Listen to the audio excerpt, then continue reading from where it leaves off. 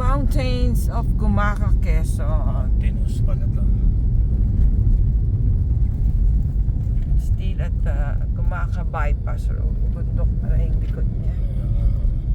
Dami, oh. Bundok-bundok siya. Bulubunduki.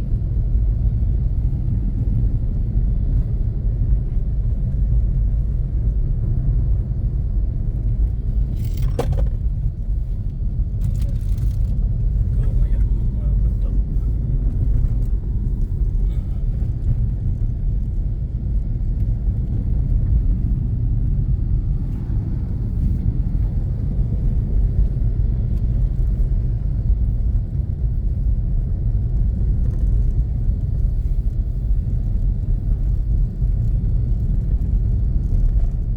Who conceptualized this idea? Let's search pa.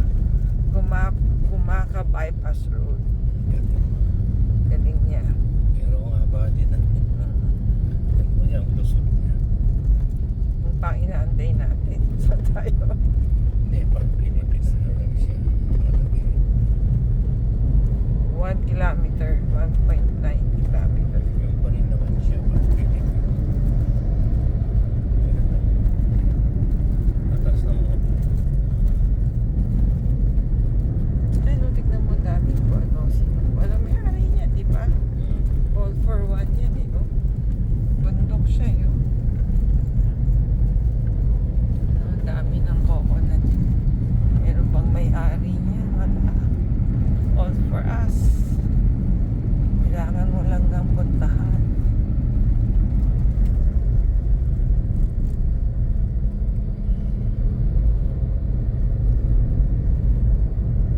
Sobrang rich ng bundok na to.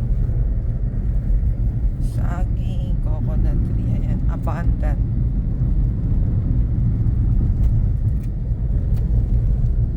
Wow, dami pa dun. Ito may mga bahay na dito. Ay, may ilaw. In 800 meters, turn left. Galing na. Pero parang mahaba din siya. Hindi ba rin bakit siya naging bypass? Ano ang usap niya? pinanggalingan natin kanina. Kaya lang sa haba niya parang hindi ka rin nakasave sa oras. Eh, no? Hindi ba? Kasi maiksi lang yung diretsuhin mo lang yung kanina, di ba? Unless na lang iba nga lusutan mo na nagpasar mo na ang bayan. We'll see. Kung saan ang tapos na. Ang tingin ko walang dumadaan sa gabi rito. Doon pa rin sila sa main. In 200 meters, Pero mga delikado yan sa gabi. turn left. Sa umaga.